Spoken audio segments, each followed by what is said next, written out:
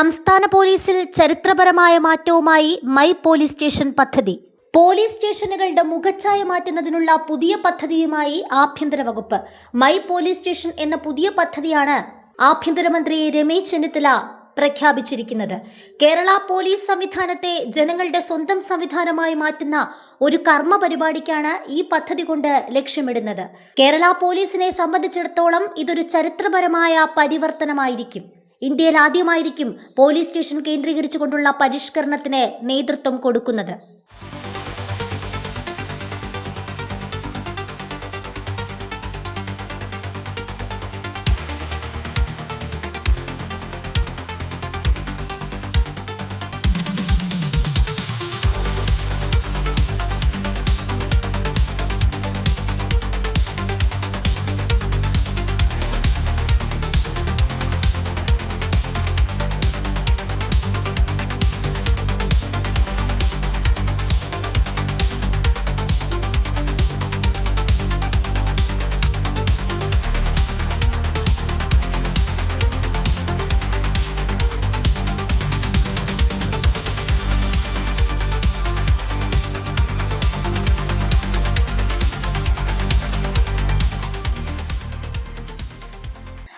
ജനാധിപത്യ പോലീസ് എന്ന ചുവടുവയ്പിലേക്കാണ് ഈ പദ്ധതി കൊണ്ട് ഉദ്ദേശിക്കുന്നതെന്നാണ് രമേശ് ചെന്നിത്തല പറഞ്ഞിരിക്കുന്നത്. പദ്ധതിക്ക് ഓഗസ്റ്റ് 15 മുതൽ തുടക്കമാകും. പദ്ധതിയോടനുബന്ധിച്ച് മുമ്പ് സർക്കിൾ ഇൻസ്പെക്ടർമാർ വഹിച്ചിരുന്ന സ്റ്റേഷൻ ഹൗസ് ഓഫീസർ ചുമതല ഇനി മുതൽ സബ് ഇൻസ്പെക്ടർമാർക്ക് നൽകും. നേരിട്ട് ജോലിയിൽ പ്രവേശിക്കുന്ന യുവതി യുവാക്കളായ SI-മാർക്ക് പുതിയ ചുമതലകൾ ലഭിക്കുന്നത് അവരുടെ കാര്യക്ഷമതയും തീരുമാനമെടുക്കാനുള്ള ശേഷിയും കൂടുതൽ ശക്തമാക്കും. സംസ്ഥാനത്തെ 484 ലോ ആൻഡ് ഓർഡർ പോലീസ് സ്റ്റേഷനുകളിൽ 419 എണ്ണത്തിലാണ് സബ് ഇൻസ്പെക്ടർമാരെ SHO-മാരായി നിയമിക്കുന്നത്. അതേസമയം സിറ്റികളിലേതുൾപ്പെടെ മറ്റു പ്രധാനപ്പെട്ട 64 സ്റ്റേഷനുകളിൽ സർക്കിൾ ഇൻസ്പെക്ടർമാർ തന്നെ SHO-മാരായി തുടരുമെന്ന് 63 പോലീസ് സ്റ്റേഷനുകളിൽ വനിതാ സബ് ഇൻസ്പെക്ടർമാരാണ് SHO-മാരാകാൻ പോകുന്നത് എന്നത് സവിശേഷമായ നേട്ടമാണ്. മുല്ലപ്പെരിയാറിന്റെ തന്ത്രപ്രധാനമായ പശ്ചാത്തലം കണക്കിലെടുത്ത് അവിടുത്തെ SHO ചുമതല DYSP-ക്കായിരിക്കും.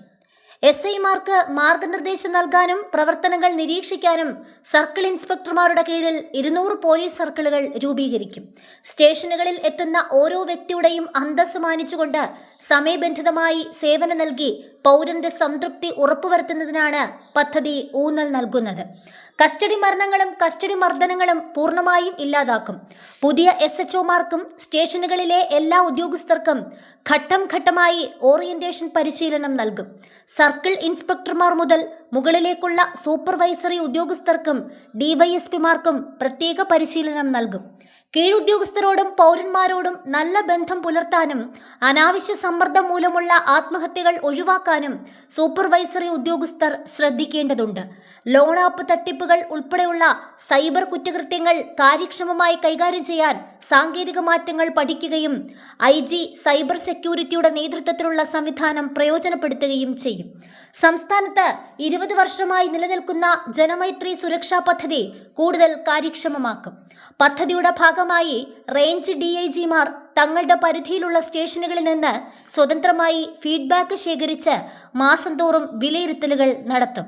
സംസ്ഥാന പോലീസ് മേധാവിയുടെ മേൽനോട്ടത്തിൽ ADGP ആയിരിക്കും മൈ പോലീസ് സ്റ്റേഷൻ കോർഡിനേറ്റർ. പദ്ധതിയുടെ പ്രതിമാസ പ്രോഗ്രസ് റിപ്പോർട്ട് സംസ്ഥാന പോലീസ് മേധാവി സർക്കാരിന് സമർപ്പിക്കും. സംസ്ഥാനത്തെ എല്ലാ പോലീസ് സ്റ്റേഷനുകളിലും നവീകരണ പ്രവർത്തനങ്ങൾ നടന്നുവരികയാണ്. പദ്ധതിയുടെ ഭാഗമായി എല്ലാ പോലീസ് സ്റ്റേഷനുകളിലും ഒരേ നിറത്തിലുള്ള പെയിന്റ് അടിക്കും. ഒക്ടോബർ 2 മന്ത്രി ഓഫീസും ഹൈടെക് ആകുമെന്ന് മന്ത്രി വാർത്താസമ്മേളനത്തിൽ വ്യക്തമാക്കിയിരുന്നു. പോലീസ് ഉദ്യോഗസ്ഥരിൽ നിന്നുണ്ടാകുന്ന മർദ്ദനവും അസഭ്യം പറച്ചിലുകളും തുടരെ റിപ്പോർട്ട് ചെയ്യപ്പെടുന്ന സാഹചര്യത്തിൽ പോലീസ് സ്റ്റേഷനുകളെ ഭയത്തിന്റെ കേന്ദ്രങ്ങൾ എന്ന നിലയിൽ നിന്നും ജനങ്ങൾക്ക് അവരുടെ ആവശ്യങ്ങൾക്കായി വിശ്വാസത്തോടെ സമീപിക്കാവുന്ന ഇടങ്ങളാക്കി മാറ്റുക എന്നതാണ് ഈ പദ്ധതിയിലൂടെ ലക്ഷ്യമിടുന്നത്.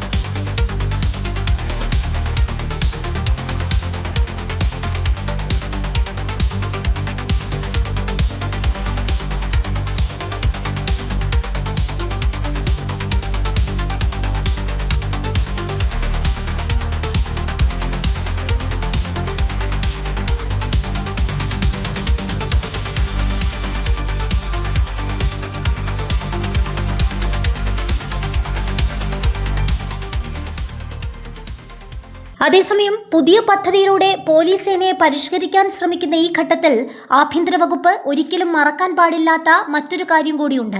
സേനയിലെ ക്രിമിനൽ സ്വഭാവമുള്ള പോലീസുകാരെ തിരിച്ചറിയുകയും അവരെ കൃത്യമായി നിയന്ത്രിക്കുകയും ചെയ്യേണ്ടതിന്റെ ആവശ്യകതയാണ്.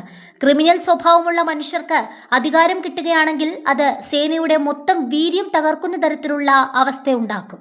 പൊതുജനങ്ങളോടും പ്രതികളോടും സാക്ഷികളോടുമൊക്കെയുള്ള പോലീസുകാരുടെ ഇടപെടലുകൾ കൂടുതൽ ജനാധിപത്യപരവും ശാസ്ത്രീയവുമാകണമെങ്കിൽ കേവലം ഉപരിപ്ലവമായ മാറ്റങ്ങളല്ല ആവശ്യമായിട്ടുള്ളത്. ഭരണഘടന അനുവദിക്കുന്ന തരത്തിൽ ആരോഗ്യകരമായി എങ്ങനെയാണ് അധികാരം ഉപയോഗിക്കേണ്ടതെന്നും ക്രമസമാധാനം നിലനിർത്തേണ്ടതെന്നുള്ള കൃത്യമായ മാർഗനിർദ്ദേശങ്ങൾ ട്രെയിനിങ് കാലഘട്ടം മുതൽ സർവീസ് കാലഘട്ടം അവസാനിക്കുന്നതുവരെയും പോലീസുകാർക്ക് നിരന്തരം നൽകേണ്ടതും അത് പാലിക്കുന്നുണ്ട് എന്ന് ഉറപ്പാക്കേണ്ടതും അത്യന്താപേക്ഷിതമാണ്.